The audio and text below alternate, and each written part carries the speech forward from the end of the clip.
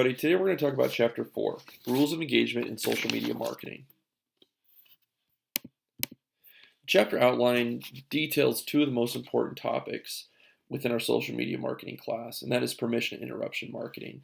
We're also going to be talking about passive and active strategies, principles for success, ethics, global perspectives, as well as a rule of engagement. Before we get started, I want to talk about 4 reasons people spend their time online. 1 is to connect with people. 2 is to get informed or get information. 3 is to be entertained, and then 4 is to make a purchase. So the 2 pieces of permission and interruption marketing, these really contract from each other, but they're obviously very important. So Seth Godin, one of the key opinion leaders in all of the social media platforms, actually coined this term. He created the term permission marketing as well as interruption marketing. So interruption marketing is more of that traditional marketing. It relies on businesses purchasing the right to interrupt people and demand their attention. So TV, radio, billboards. Marketers don't worry if a consumer wants to see the ads. They gain the access to the audience by purchasing their attention. So again, when you're driving down the street, you see different billboards, or you're watching TV, the commercials, radio, whatever it might be. Those are all examples of that traditional marketing. Some of the pieces here, the problem with modern advertising is that a typical adult is exposed to directly 600 to 800 ads per day, and exposure to over 5,000 a day just from indirect exposure. So driving down the highway and seeing different billboards and signs and whatever it might be. So we have the tendency to block out those ads. The answer is to this is social media marketing, right? The permission marketing, earning respect and the attention of the consumer, and that's really where permission marketing evolved from. So consumers consent to being marketed to. So again, this would be examples of opting into a newsletter, signing up for text alerts, following a Twitter account, liking a page on Facebook. It's more of that organic social media, which is an important element of social media marketing. Dollar Shave Club did a very good job of this as they launched their campaign. This is a really good example to use, and I would invite you to go to YouTube and look up Dollar Shave Club very, very first advertising campaign. So some of the basic rules of permission marketing is also it's a blessing, but it's also a curse.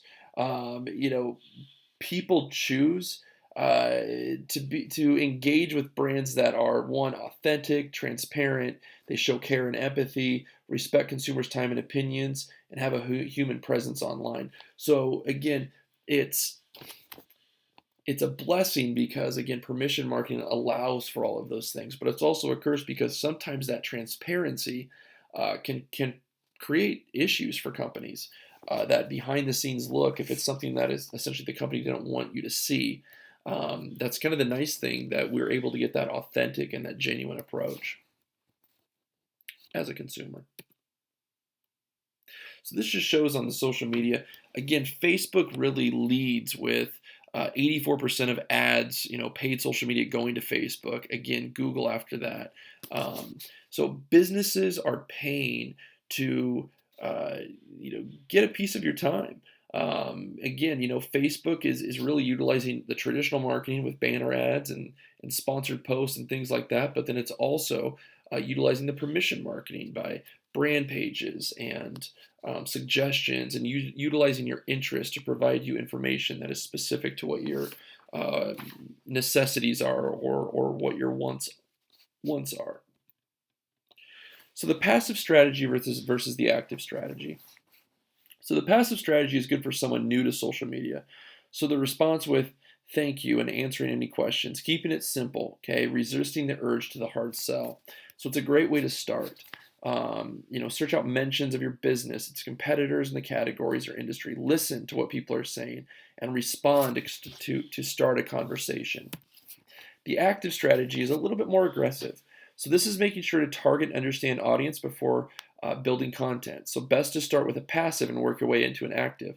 So this is actually creating and building social media profiles, connecting with key influencers, and engaging by starting or participating in conversations. And now we're going to talk a little bit about the principles for success. Um, Again, uh, people spend time online, like I said, to connect with people, to get information, to be entertained, to make a purchase, right? So, again, if we're going to be successful in social media marketing, we have to understand the reasons why people are on social media. So, the very first one, right? Participatory. So, you don't have to start from scratch. So finding an existing community, two-way communication is expected. All right. So interacting with the community, answering questions, and thank those who respond. That's really the essence of that P. Taco Bell does a very good job of this, and they're one of the leaders in social media. The text is a very good in funny example within the text. So I invite you to go obviously look at that on Figure 4.3. Authentic. So more than telling the truth, conversing without false demeanor, being professional and personable. So people do business with others they know, like, and trust. So that authenticity piece, again, is one of the key factors why social media is not only important, but so popular with regards to business and consumer. Resourceful. So helps earn the trust and attention through social media. So solves customer service, or again, responds to complaints. Okay, so present useful and relevant content or helpful information. We're helping out our consumers, obviously, through this strategy. Credible. So credible, demonstrating thought leadership, okay, including a why when you share information. It helps people create rationale for decisions being made. Building the reputation for knowledge and expertise in the field. All right, that's number one. Number two, building a brand's trustworthiness. All right, so it's reputation, knowledge, expertise, and that trustworthiness. So again, JetBlue is very successful with this. Walmart, not really. They really the big bad Walmart. There was a lot of different documentaries about them, but also employee issues, consumer issues. So they've really had to fight to create a better perception from their consumers as well as the business world around Walmart, not being leveraging as kind of that strong. The strong arm business that takes advantage of again small businesses and consumers. So again, in the text, there's a very good example around Walmart. So with regards to ethics, so generally speaking, the same code of ethics that applies to traditional marketing can also be applied to social media marketing. These ethics would include honesty, okay? And again, the honesty piece, social media is where we communicate with our friends, all right? So high honesty, very important due to the publicity of the messages. Privacy, all right? We don't collect or distribute personal information without consent. Facebook ran into this early on, some issues around this. Have a passive approach to collecting user data. Companies need to be very cognizant of consumers and their privacy. Respect. Understanding that online conversations, it's with a real person on the other side of the screen. So hijacking an account, deceptive claims, different things like that. Again, companies are going to lose their authenticity, their genuineness. They have to have respect for the consumers that are, again, on the other side of the screen because, again, there's no filter when you use social media for a business. Responsibility. This can be broken up into actually three different pieces. So again, with responsibility, we have acknowledge. So what is the problem? We take responsibility at that moment. Apologize. What would give the person resolution? And then act. We implement promised changes and inform of progress. Responsibility is a strategy where we can turn some of our biggest critics into some of our biggest advocates just by using the acknowledge, the apologize, and the act. In that order, obviously. And then observing social media etiquette. This is something important for all businesses as well as us as consumers or job seekers that may be using LinkedIn. So again, you don't post pictures and videos without people's permission. You don't react too quickly on social media. Obviously, you can tweet and it's going to reach, hundreds of thousands of views or of followers. You need to be careful about what you put on. and at all costs, avoid the drunken post. That would probably go towards all of our college students as well as obviously any adult over the age of 21. But I think we've all either heard of or perhaps done the drunken post where you absolutely regret it the next day, whether it be something small or big or whatever it might be. So again, that's a good ethical reminder. And you don't want to post anything anywhere on the internet that you would not want a potential employer, or your boss or current customer or a potential client to read. So again, that digital footprint stays with you. So pictures on Facebook, pictures on Twitter, Instagram, different posts that you may have made. Again, getting very political on posts or religious. Again, people are going to read those things. So you need to be cognizant around that. And then again, making ethical decisions.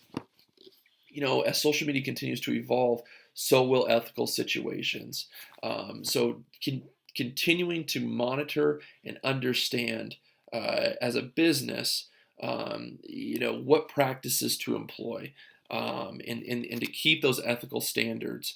It's always good to err on the side of caution when it comes to ethics, to be very conservative around ethics. So some of the cultural differences with more of a global perspective, and I'm just going to really highlight just a few things off of this. So depending on their culture, your consumer or business, as well as the personal preferences, different people have varying standards of contact. So understanding what those cultural differences are. How to avoid confusing your global audience. Expressions, proverbs, jargon. You do not typically include acronyms that we use in the States, okay? Because you don't want to dumb down your content. You want to adapt to the different culture and the context that you are doing business with or communicating with. And then translation, right? So achieving familiarity with online translation will broaden the audience with whom the social media marketer can interact with. Google Translate is a very good example of that. So some of the best practices. So this is the following the rules of engagement, and I'm going to touch on this. Again, we earn permission to join into personal conversations with real people, so who don't want to be the target of hard selling advertising. So again, the rules of engagement are an important part of this chapter. So again, number one, use social media channels as intended. So we want to be aware of how the community is using channels and stay within that existing norm. All right, so failing to follow site-specific conventions is one of the quickest ways to get unfollowed or called out on social media sites. So like for instance, for Twitter, an example would be knowing the difference between sending a tweet, a public message, and a direct message, which would be more private. Number two, don't be a dirty spammer. All right, so don't send people in a network unwanted message without their permission. Very easy. So just because someone follows a page or a group, that doesn't mean they want promotional or sales messages. So we don't want to use Facebook or LinkedIn, use those contact books for mass emails. We want to be very respectful of our consumer. We're talking about permission marketing, so we are gaining the right to market to these individuals. Number three, assume people don't care about the product. So assume that people don't on social media that they don't care about the product being marketed. They care about saving money, solving a specific problem. Consider what's in it for them. Why would they care? All right, this is always sales. This is sales 101. Always include a why. All right, and if the approach is too forward, others will perceive that as a sales pitch, and it may taint their perception of the information being provided. Remember, relationships first. Number four, have a personality. So people connect with other people on a deeper level than they can connect with a brand. So many people want to keep things professional and business related. Again, think relationships. It's a bad idea to get excessively personal or share intimate details. So talking about movies, music, coffee, other harmless characteristics, that's easy. That helps build that common ground. Always try to interject some personality into social media marketing and keep a sense of humor about the process. So again, you always see things that go viral. It's usually humor or something that has some content around it. Number five, provide context when seeking connections. So this is the basis of Facebook and why it became so popular. Many social networks are intended for connecting with people they already know. All right. So having a tactful way to add new connections that may rarely or never be seen in person is extremely important. All right. But it's very important to build relationships with people who may provide business opportunities as well. So including the why for the connection. All right. So again, on LinkedIn, if you're going to reach out to someone, include the why. Let them know. We met at a conference. I read some of your comments and really respect what you said. So adding that brief note, you're always going to get a higher acceptance rate on that. Number 6, be transparent. Again, this goes back to that authenticity. It goes back to that genuine piece, the transparency. So businesses have to be more transparent in their interactions. Information is quick and available everywhere. All right. So again, if we're going to skirt an issue, consumers or businesses can find that out very easily just by searching the web. So consumers can talk to each other and read about each other's experiences, obviously through Amazon or different forums or message boards. So consumer reviews will inevitably highlight issues or problems around a product or service, but you must be prepared to address the problems in an open and honest manner. So covering up a problem will magnify it 100-fold. Be transparent. Number 7, talk about the product. Talk about the topic. Join the discussion. Make sure to focus on what the conversation is about. So not just to do self-promotion, but rather what is in it for them again. So again, you're going to read in the platform book by Hyatt that he talks about building a relationship and adding meaningful content, the 20-to-1 rule. So for 20 pieces that you add, information that is relevant to that individual, you can insert one promotional piece. So selling something, a service, or whatever it might be, you can insert that at that time.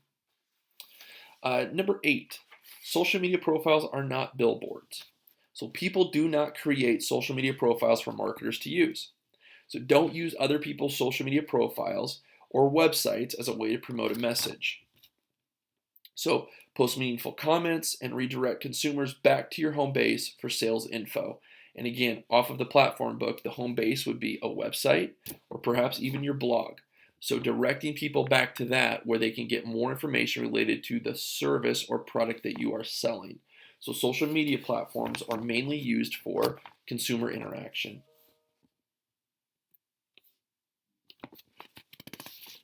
And then number 9, be nice.